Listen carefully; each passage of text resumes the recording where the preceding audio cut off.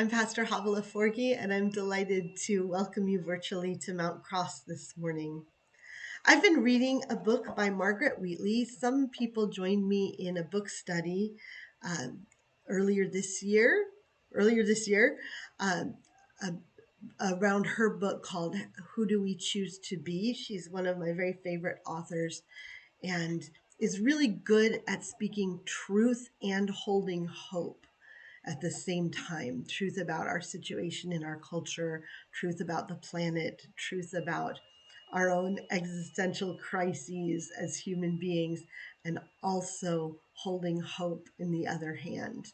And that's something that I really appreciate about her, because to me, this is the way that our Gospels handle the human condition, with truth about sin and death and all of the issues of human selfishness, and also holding hope. So this book that I've been reading is called Turning to One Another. And the subtitle is Simple Conversations to Restore Hope to the Future. And I'm hoping to do some of these conversations in groups soon here at Mount Cross. But I would like to share one with you today called Am I Willing to Reclaim Time to Think? Because we're a really distracted culture right now. We like to scroll. At least I'm speaking for myself. I'm really good at looking at the new things. And we have a lot of screens in front of us, a lot of opportunities to be distracted, instant communication. All of those things are good.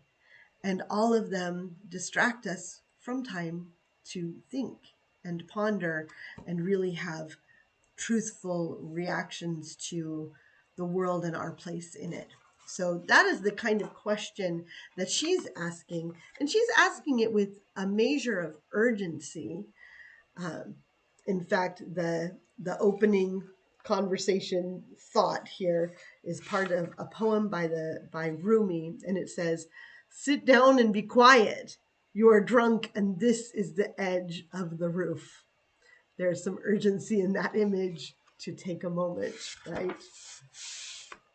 She writes, "Am I willing to reclaim time to think? As a species, we humans possess some unique capacities. We can stand apart from what's going on, think about it, question it, imagine it being different. We're also curious. We want to know why. We figure out how. We think about what's past and we dream forward into the future. We create what we want rather than just accept what is. So far, we're the only species we know that does this." I think there might be some research that say that some corvids do the same thing, but I'm not certain about that, so I'll let her statement stand. As the world speeds up, we're giving away these wonderful human capacities. Do you have as much time to think as you did a year ago? When was the last time you spent serious time reflecting on something important to you? At work, do you have more or less time now to think about what you're doing? Are you encouraged to spend time thinking with colleagues and coworkers or reflecting on what you're learning? If we can pause for a moment and see what we're losing as we speed up, I can't imagine that we would continue with this bargain. We're forfeiting the very things that make us human. Our road to hell is being paved with hasty intentions. I hope we can notice what we're losing in our day-to-day life, in our community, in our world. I hope we'll be brave enough to slow things down. But I don't expect anybody will give us time to think. We will have to reclaim it for ourselves. Thinking is the place where intelligent action begins. We pause long enough to look more carefully at a situation, to see more of its character, to think about why it's happening, to notice how it's affecting us and others. Paulo Freire taught critical thinking as a nonviolent approach to revolutionary change. He taught poor people how to think about their lives and the forces that were impoverishing them. Nobody believed that exhausted and struggling poor people could become intelligent thinkers. But it's easy for people to develop this capacity when they see how thinking can save their life and the lives of those they love. Our lives are not as desperate as those poor, and we may not notice that we're losing the possibility of a fully human life. To see whether you're losing anything of value to yourself, here are some questions to ask yourself. Are my relationships with those I love improving or deteriorating? Is my curiosity about the world increasing or decreasing? Do I feel more or less energy for my work than a few years ago? Are those things which anger me different than a few years ago? Which of my behaviors do I value? Which do I dislike? Generally, am I feeling more peaceful or more stressed? If answering those questions helps you notice anything you'd like to change, you will have to find some time to think about it. But don't expect anyone to give you this time. You will have to claim it for yourself.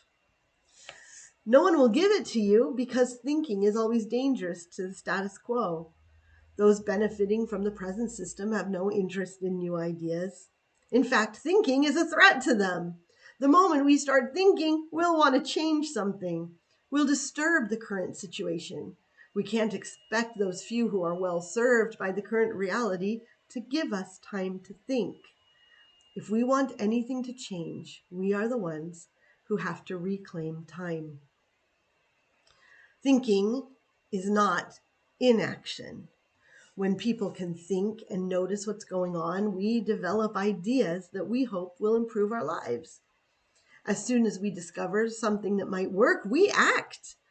When the ideas mean something to us, the distance between thinking and acting dissolves.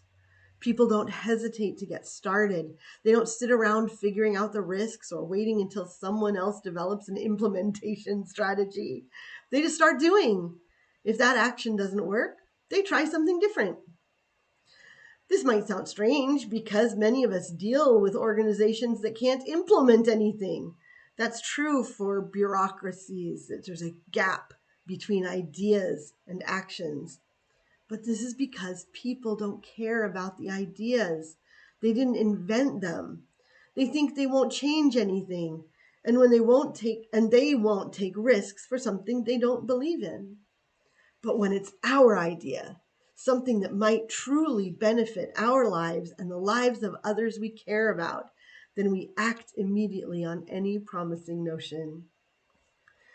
Determination, courage, genius, and foolishness appear simultaneously when we care deeply about something. If we want our world to be different, our first act needs to be reclaiming time to think. She ends her reflection with this poem by Pablo Neruda. It says, "If we were not so single-minded about keeping our lives moving, and for once could do nothing, perhaps a huge silence might interrupt this sadness of never understanding ourselves and of threatening ourselves with death." She makes me think about a lot of things. I am privileged in my work to be expected to take time reflecting and studying and thinking about things that I deeply care about, and then having the opportunity to immediately implement these ideas, whether they're ideas about scripture that I can share in a sermon or a devotional, or ideas about ministry that will impact people's lives. And I appreciate the space to have that reflection time, to think, to come up with the ideas and then implement them in ways that they will do the most good. I feel like over this summer, we've seen that in action. I have mentioned our different ministries and ideas before, but I'd like to lift up one more time the Life Skills 101 camp that we had this year. Brian Watson was taking time to reflect and think about the world as it is versus the way the world as it could be. And he had this idea that had the potential of changing people's lives for the better. And because he was passionate about that idea, he implemented it. He cared enough to get it going, and it did exactly what it promised. It impacted the lives of many young people who are going to have a better future because of that time spent thinking and reflecting. Not every session of thought will have an impact on the world like that. But if it has an impact on you and makes your life a little better and a little bit more closely aligned with the beautiful and abundant life that God offers you, then it is time well spent.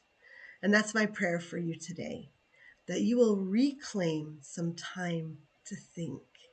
Use this beautiful gift of reflection that God has given us, and that you will ask God to inspire that time. Have a wonderful rest of your week, and I'll see you Sunday.